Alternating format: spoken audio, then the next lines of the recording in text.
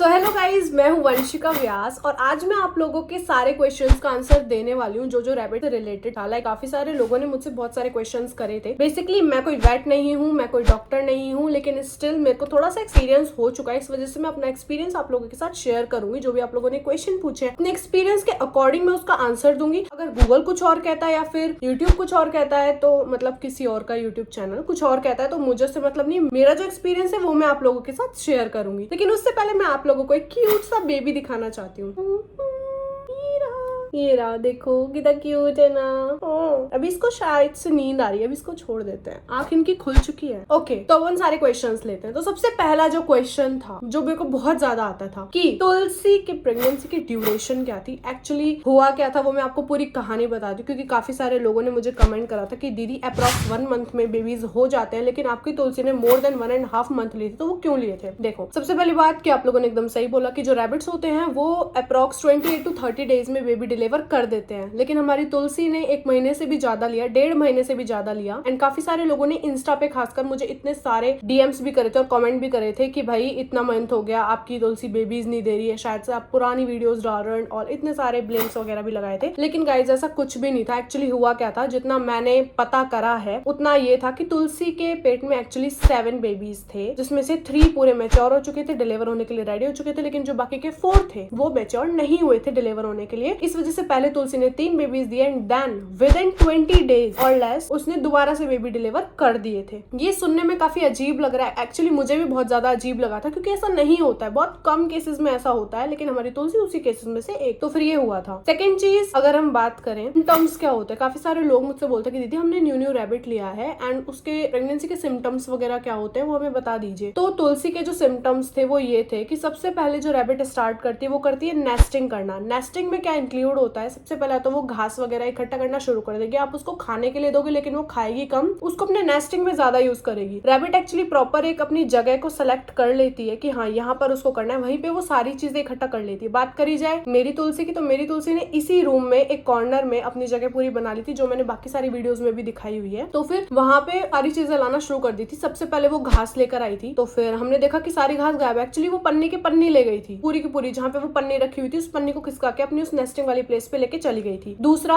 हमें कपड़ों को कैसे पता चला कि वो कपड़े को इकट्ठा करी। एक्चुअली हमारे घर में पोछा जब भी रखा रहता था तो वो पोछे को ले जाने की कोशिश करती थी, नीचे से ऊपर लाने की कोशिश करती थी सीढ़ी पर। तो फिर वो जैसे ही लाती थी तो हम समझ जाते थे कि इसको कपड़े की नीड है। कभी कभी सॉक्स को भी ले जाती थी। तो फिर जब वो लेकर गई हम समझ गए थे कि भाई इसको नीड है अब कपड़ों की। तो हमने उसको जो पुराने स्टॉल्स वगैरह पड़े हुए थे वो सारे के सारे उसको दे दिए थे, जैसे कि वो आराम से नेस्टिंग कर ले। तो वो पहला तो हो गया घास, दूसरा हो गया जो कपड़े वगैरह, तीसरा एक्चुअली वो क्या करती है, खुद की बॉडी में से स्टमक वाली साइड से वो अपने बाल को निकाल लेती है खुद से। अब यार ऑफ कोर्स पेन तो उसको होगा ही। कई लोगों ने मुझे सजेस्ट करा था कि उसको कॉटन दे दो, हमने कॉटन भी दिया था, लेकिन उसने कॉटन यूज ही नहीं करा, उसने खुद के बाल ही यूज करे। तो फिर वो खुद के बाल ही यूज करेगी। बहुत कम ऐसी रैबिट्स होती होंगी जो कॉटन यूज करती होंगी। हमारी तुलसी ने तो बिल्कुल भी कॉटन यूज नहीं करा था, उसने खुद के बाल ही यूज करे थे। चौथा जो आता है, एक्चुअली तुलसी ने जब सेकंड टाइम बेबी डिलीवर करे थे, फर्स्ट टाइम में तो उसने पॉलिथिन नहीं ली थी, लेकिन उसने सेकंड टाइम जब बेबी डिलीवर करे तो उसने पॉलिथिन भी ली थी। शायद से उसको और कुछ मिल नहीं रहा होगा क्योंकि हमारा ध्यान नहीं रहा होगा, तो वो पॉलिथिन भी ली थी। जब मैंने उसका नेस्ट आके देखा तो उसमें पॉलिथिन वगैरह भी रखी हुई थी, जो कि मेरे को काफी सरप्राइज लगा था कि ऐसा कैसे हो सकता है। बट स्टिल जो था मैंने आप लोगों को बता दिया। और भी जैसे कुछ भी अगर उसको सॉफ्ट चीज मिल जाएगी, कुछ कहीं पर भी रखी हुई, तो वो सारी चीजें वो भी इकट्ठा कर लेगी। एक तो नेस्टिंग वाला सिम्टम हो गया। दूसरा सिम्टम ये कि उसकी भूख बहुत ज्यादा बढ़ जाएगी, बहुत ज्यादा खाने लगेगी और खाने में वो घास कम कर देगी। मेरी तुलसी ने तो खाने में घास बहुत ज्यादा कम कर दी थी। ज्यादातर वो क्या खाने लगी थी, चने, भिगोए हुए चने। हम उसको थोड़ी थोड़ी अमाउंट में देने लगे थे क्योंकि ज्यादा नहीं देने चाहिए। इनफैक्ट कई लोग बोलते हैं कि देने ही नहीं चाहिए, लेकिन हमने दिए थे और बेबीज काफी हेल्दी भी हुए थे। ओके, और बाकी सिम्टम एक ये है कि जो फीमेल रैबिट होती है अगर वो प्रेग्नेंट होती है तो वो मेल रैबिट को अपने पास बिल्कुल भी नहीं आने देती है। तुलसी ने ओम को इतना ज्यादा लाइक गुस्सा कराया ना ओम के ऊपर, जिसकी कोई हद नहीं है। ओम थोड़ा सा भी उसके पास आता था ना, वो उस पे घुर्रा के पड़ती थी, अपने मुंह से उसके सर पे से बाल हटा लेती थी। बहुत ज्यादा लड़ाई करते थे ये लोग एंड एक साथ खाना भी नहीं खाते थे। अगर तुलसी खाना खा रही है और ओम अगर सिर्फ खाना खाने आया, उसके पास भी नहीं आया, तो भी तुलसी उसके ऊपर गुस्सा करेगी या फिर खुद भाग जाएगी। तो ये बिल्कुल भी अपने पास नहीं आने देती है मेल रैबिट को, अगर फीमेल रैबिट प्रेग्नेंट होती है तो। मैं दोबारा इस चीज को रिपीट कर रही हूँ कि जो मेरी फीमेल रैबिट है उसके जो भी सिम्टम्स थे मैं आप लोगों को वो बता रही हूँ, मैं मेरे एक्सपीरियंस के अकॉर्डिंग बता रही हूँ। गूगल क्या कहता है और बाकी चीजें, बाकी जो भी है वो क्या कहता है, मुझे उससे मतलब नहीं, मैं बस अपना जो है वो शेयर कर रही हूँ। अब क्वेश्चन आता है कि बेबीज को फीड कैसे कराएं, क्या मदर रैबिट खुद बेबीज को फीड करवा देती है? हमारी तुलसी ने सिर्फ और सिर्फ फर्स्ट जो उसने बेबी डिलीवर करे थे उनको सिर्फ एक बार ही फीड करवाया था, बाकी उसने फीड नहीं करवाया था। करवाती है वो तो फिर वो शायद से अंधेरी रात में, क्या बोलते हैं उसको, शायद से वो रात में करवाती है या फिर तब करवाती है जब कोई भी नहीं होता। लेकिन जितनी बार भी मैंने बेबीज का पेट चेक करा था, बेबीज के पेट में दूध नहीं था, तो शायद से फीमेल रैबिट नहीं करवाती, कुछ करवा देती होंगी, लेकिन तुलसी ने तो नहीं करवाया। तुलसी ने सिर्फ एक बार करवाया था, वो भी अपने फर्स्ट वाले बेबीज को। ये जो दूसरे हैं उनको उन्होंने नहीं करवाया। तो अब बात आती है फीड कैसे करवाएं। तो देखो, एक बॉक्स लेना जो शू बॉक्स होता है, जैसे कि मैंने ले रखा है, लेट मी शो यू। ये मैंने एक्चुअली सेपरेट एक वीडियो भी बनाई हुई है कि कैसे फीड करवाना है, इसमें भी मैं बता देती हूँ। एक बॉक्स लेना, उसमें जो भी कपड़ा वगैरह आप रखना चाहो वो रख देना। एंड देन एक चीज का ध्यान रखना है, बेबीज की जो खाल होती है, जो न्यू बॉर्न बेबीज होते हैं, उनकी जो स्किन होती है ना बहुत ज्यादा पतली होती है। तो सबसे पहली बात तो उसमें मिल्क दिख जाता है, पिलाया कि नहीं पिलाया। दूसरी बात ध्यान ये रखना है कि जो मैं ये शू बॉक्स का आपको बता रही हूँ, इसमें जो बच्चे नए नए पैदा होते हैं उनके बिल्कुल भी बाल वगैरह नहीं आते हैं, तब आपको ये वाला तरीका यूज नहीं करना है। तब आपको बॉक्स का ये जो अपर एरिया होता है वो ओपन रखना है और अच्छे से फीमेल रैबिट को पकड़ के फिर फीड करवाना है। लेकिन जब बेबीज के थोड़े बहुत बाल आने लग जाएं तो आप जस्ट एक बॉक्स लेके उसमें अपनी फीमेल रैबिट को रख के, बेबीज को रख के बॉक्स को बंद कर दिया करो। लेकिन याद रहे कि बॉक्स में होल होना चाहिए, या फिर नहीं है तो आप लोग उसमें होल कर दीजिए, जैसे कि एयर वगैरह जो है, ऑक्सीजन है जो पास आउट होती रहे। मैंने एक्चुअली ये तरीका अपनाया जो कि मुझे बहुत ज्यादा सिंपल लगा है, जिसमें ना बेबी को हार्म हुआ है ना ही मेरी फीमेल रैबिट तुलसी को हार्म हुआ है। इस वजह से मैंने आपके साथ ये तरीका शेयर करा। अगर आप लोगों को लगता है ये कंफर्टेबल तो आप लोग भी कर सकते हो, अदरवाइज योर चॉइस। अब बात करें तो लोग कहते हैं कि दिन में 2 से 3 बार बेबीज को फीड करवाना चाहिए, एंड ये बात सच भी है। लेकिन मैं हमेशा 4 बार फीड करवाती थी। एक बार सुबह हो जाता था, फिर एक बार थोड़ा सा 12 बजे के बाद, 1-2 बजे के आसपास, फिर 4-5 बजे के आसपास, फिर सोने से पहले। तो मैं 4 बार फीड करवाती थी, जो कि बहुत सही भी होता था एंड बेबीज काफी हेल्दी भी हुए हैं हमारे। बॉक्स वाला तरीका आप चाहें तो अप्लाई कर सकते हैं और ना चाहें तो नहीं कर सकते। बाकी आप लोग वही